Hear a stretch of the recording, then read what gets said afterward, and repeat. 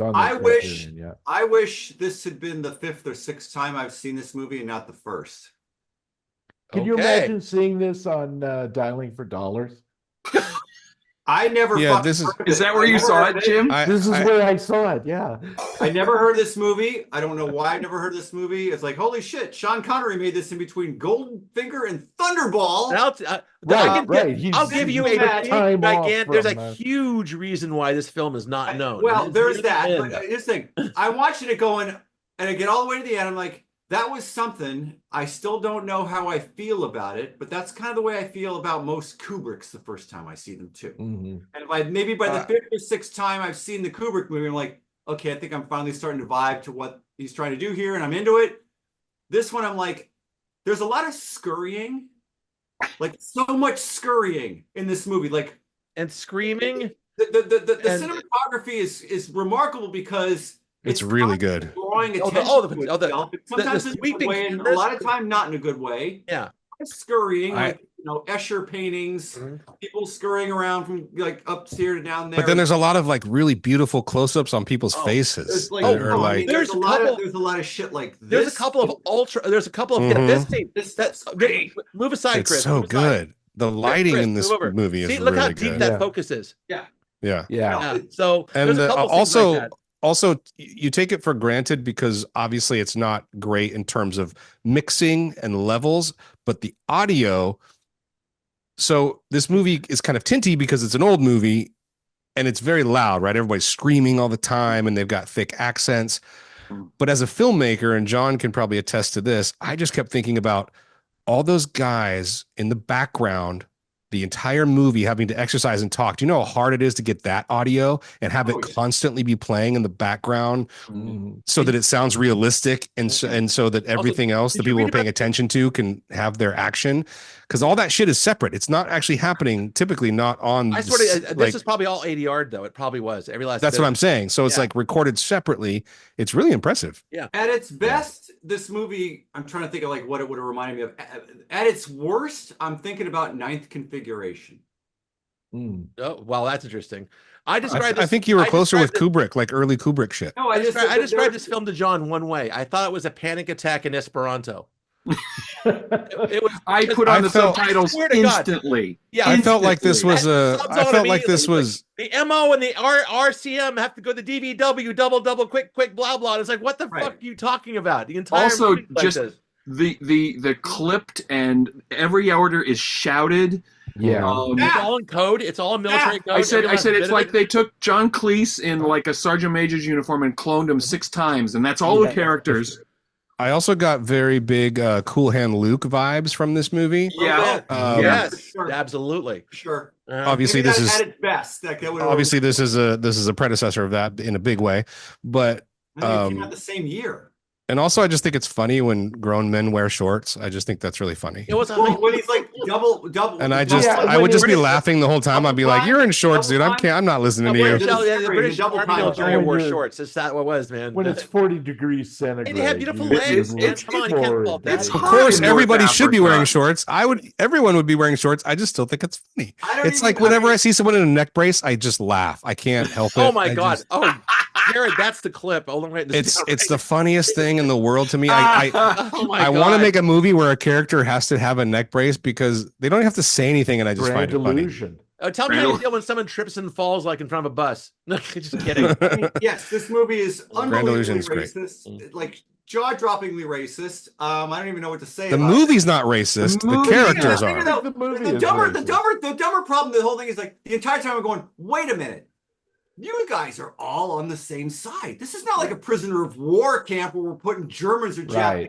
No, British. No, but they are the problems. The problem kids. Problematic. I mean, but the level of cruelty. I don't know. Like, someone will have to tell me whether or not like this was in line with what was actually going on. I have a question. Stevens, the guy they basically pick on until he dies. Oh, he dies. Well, that also none of that made any fucking sense. I think it was because they thought he was gay, and so who looks very much like John Hurt, by the way. Like a young there's that amazing scene where There's a meeting where they were meeting all these guys. They're lined up, and he basically just calls him, just like, "Well, are you fish or fowl?" And he said, "I'm married." He said, "Yeah, but what side are you on, really?" And it's like, so these guys had figured out this guy was gay, and he just basically hazed him until he died. And it's like that. They pushed him too far.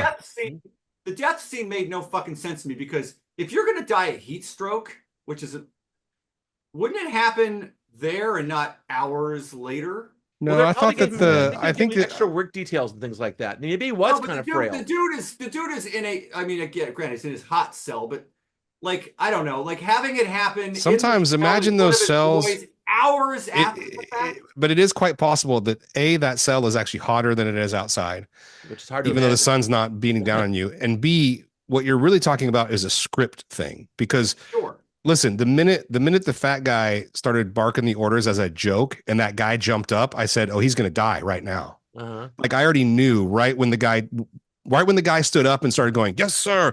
I was like, "Oh shit, he's going to die." Oh God. Because obviously as a writer and as a, like, this is based on a play, by the way. Right. Yeah. But as like actor, writer, theater goer, you just, and probably You as feel it. and as movie watchers, you guys probably felt that.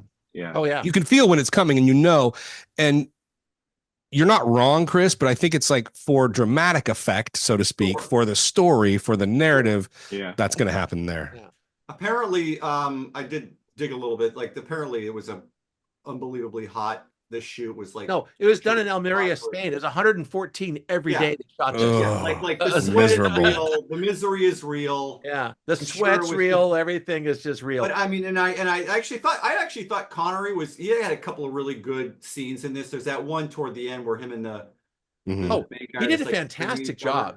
Everyone is really good in this. I thought. Yeah, I mean, this film understood Connery's magnetism.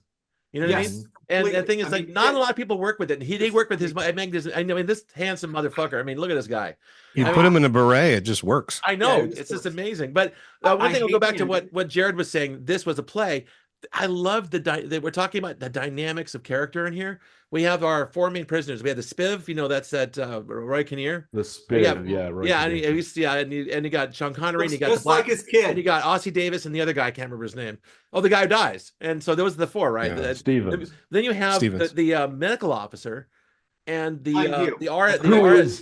He was like the epitome of British effete officers. Oh, absolutely. And that's just like, but that's the conflict there. The people running the camp are in conflict with each other. They're all doing it in different ways. The RSM, the MO, and the guy in charge of these guys all want. I kept thinking this probably is a pretty good play, but I think that Sidney Lumet is so good, and this movie is so good. I was wondering. I was like, the movie. Like, it's so visual, it's so, and there's a lot of action. And I was like, how would you do this on stage? Obviously you don't do all that stuff. Right. But showing his filmmaking, they did a wonderful job of filming the hill and the men going up and down the hill. So where you felt that you would experience that and you were exhausted, it was really, oh God. Yeah. Well, when they first get there. Well, here's one for you. It's like a little set piece. What's the thing about Sidney Lumet? We always say all of his films are indoor. This is an outdoor Sidney Lumet movie. And outdoor Sidney Lumet, he has room to move his camera any way he wants. Right. And that's what you see. His DP was just doing crazy. Yeah, there's some great stuff like when they're coming up in the Jeep in the very beginning. But there's discussions and arguments. The camera's going around and dude, well, that opening shot where the guy is helping make the hill, he's putting sand down. Yeah. Well, did you see the fucking, like, I was going, wait a minute, this is on a crane where you can actually see the shadow. Well, but it also goes, it goes all the way out of the camp. Like, it's a huge move. Yeah. So it goes from the hill all the way past the fence, like the yard. Leaving. Yeah, you can. Oops. But I wasn't even paying attention to that because I was just like, it was before drones. This shot's amazing. Exactly. Well, that's why I was like, without a drone, this is really difficult. Yeah. Well, that's super impressive. Also, there's a really long take when the 6 prisoners first show up and they have to stand in line and they walk up and down and they introduce each one. Yeah, that one. That one behind that went on and on. That was a oneer, and it just went on and on. He kept moving the camera around to different. It was a oneer. You're right. It was a big oneer. It was a big oneer. Yeah. It was. It sounds like an incredibly long scene. Too long, I thought. Everybody, it was fantastic. Yeah. And I feel like post this film, we've seen these scenes like in Full Metal Jacket and other movies where everyone's lined up and they're coming and they're fucking with them. And I thought, Right.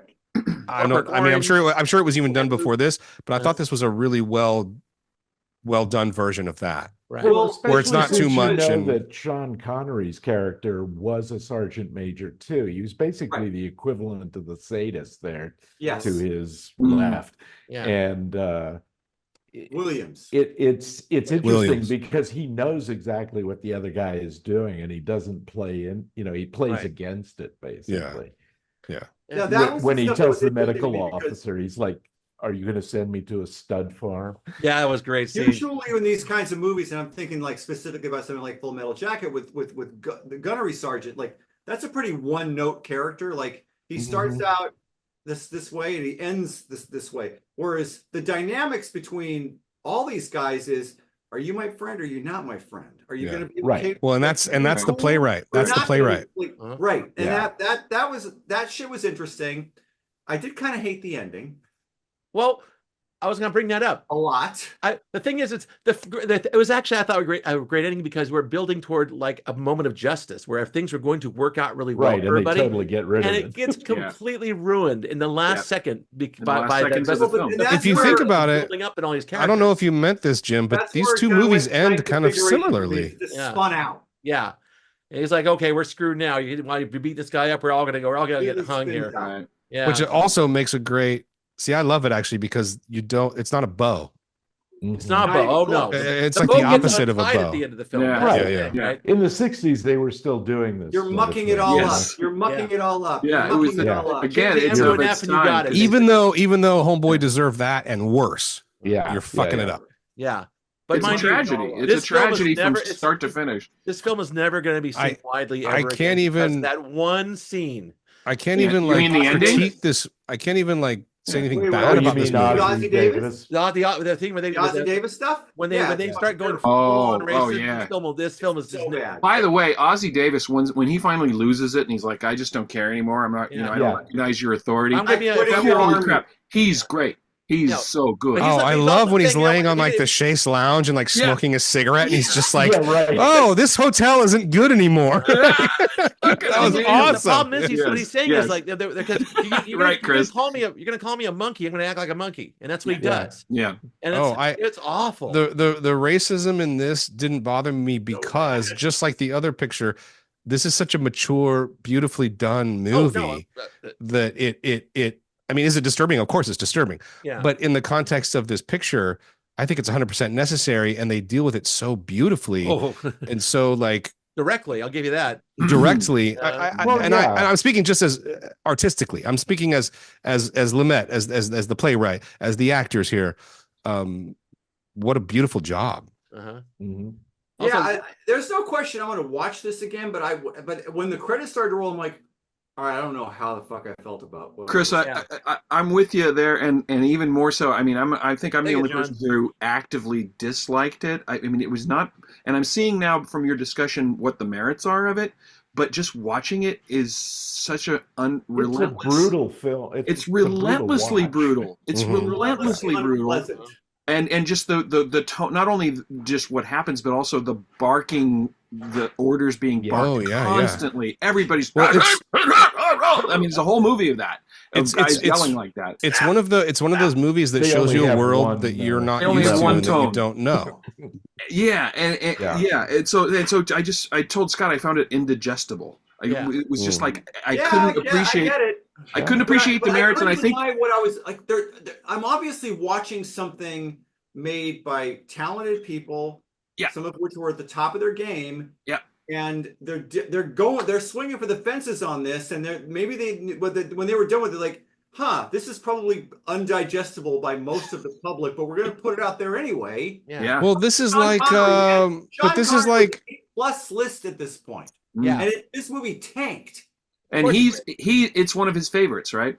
Yes. Connery. well, He look, did you have to fantastic think work of Well, it you as can like, see he gets to act. Yeah. I'm trying to think of what like a comparable movie is today. Like think about, if you look at it through that Horrible lens, thing Matt if you Dillon look at it did through the was- lens that John is looking at it, I feel like there are movies that come out now where you're like, oh, that was uncomfortable, but it feels It's super well done, Yeah, and it's kind of important, and it kind of shows you something that you've never seen before. Tarantino's movies where he's or, like, no, I think I'm thinking more like Uncut Gems, maybe. yeah, No, that's a heart attack. That's more anxiety. This is brutality. Yeah, this is Yeah, brutal. but I mean, what's trying to the think of larger point? I mean, like, it's, other than- it's intentional brutality. This isn't a war as hell Yeah, movie. yeah, It's Jim. just something else.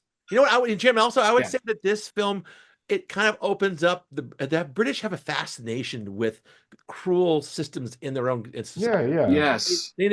Clockwork Orange. It's like a Pinter I was just gonna say play. Clockwork fucking Orange. Clockwork Orange, Pink Floyd, The Wall, the fascination with like brutal headmasters, and I think it's because they know that they're big fat pussies, so they're trying to be harder than they are. Yeah, I know. It's weird. It's just like don't put that in the show. I'm just joking. What's I'm his just name? No, joking. it's Wilson okay. there. Actually, that's actually pretty Wilson appropriate. really has a moment where, like, when he loses it with Ozzie Davis's character and starts just spouting at him, and then he, like, when he knows he's lost, there's like this look he has that it's like, oh fuck, this is it. This is the end, and he's just lost control of the situation. I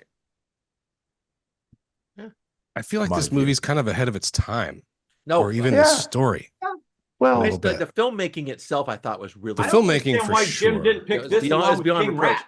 It was just blistering because it is so brutal, because it's like also so staccato and coded, and it's just it's I all think just maybe it almost felt like it wasn't meant to be heard by us because it's so, the language was so strict and military. It's like, but I love that. That's like watching, I don't like dialogue that it was kind of inside, wasn't it? Like Primer. Like if you don't know, you just have to go with it. Like they're going to speak in their language, and if you don't know it, tough shit for you. But and by the end of the movie, you'll appreciate it. King Rat and talking about Empire. Empire's Son. I mean, all those are POW movies where they're being held prisoner by the enemy. And Star 17. Right. This is like none of them are as bad as this. I forget who picked Empire of the Sun. Who picked that? I did. British on British. I know. British on British violence. They can't get enough of it. That's the thing. I mean, it starts with them in school. Public schools are just like that. Notorious, right? Yeah. Oh, there's a bit I loved where wrap you on the knuckles with this ruler. It's really you don't eat your meat. You can't have any pudding. Stand still, laddie. Yeah. Exactly. Well, I'm telling you, that's the stand point, right? still. But there's that bit with the gap tooth, really, really cruel guard.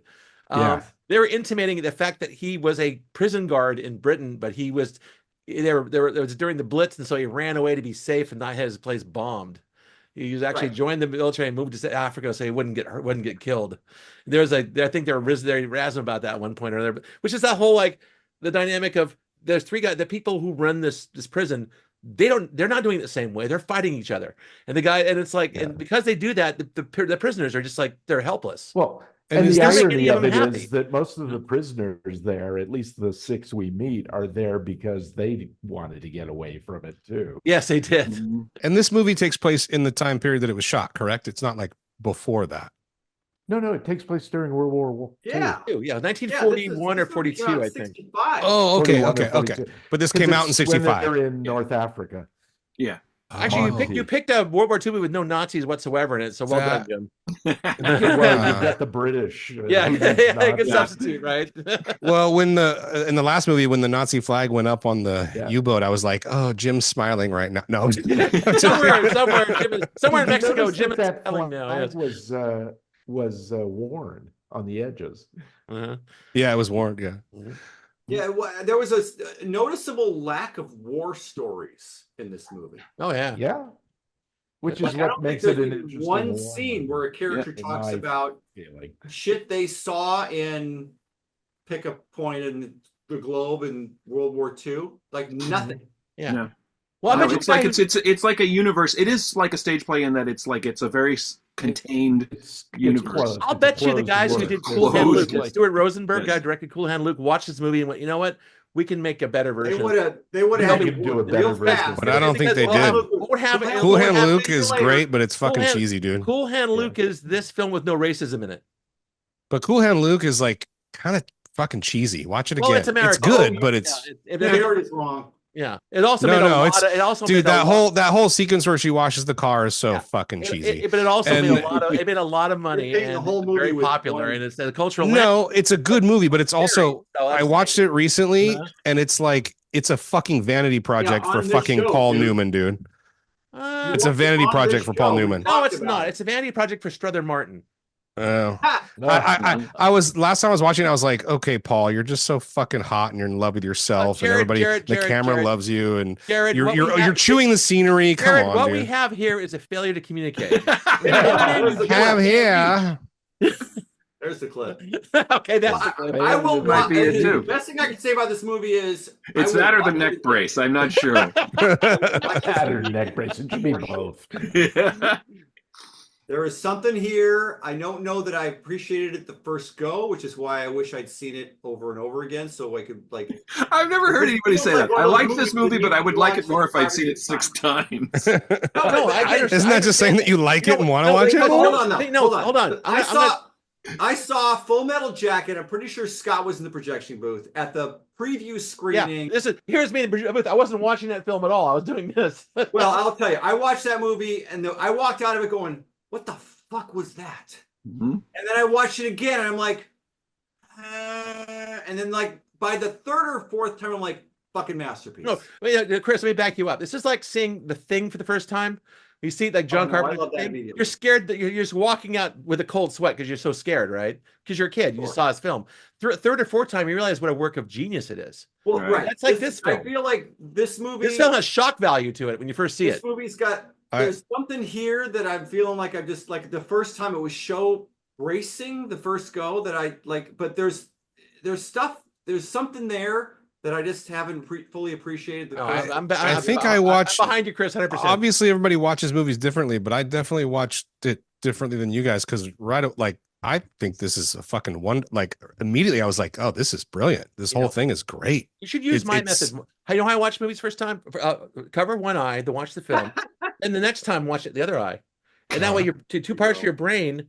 But doesn't your hand get tired of holding it up on your face? Tape over if you want. Well, you should that way your brain. That's why Scott has a movie eye patch. He's got that way.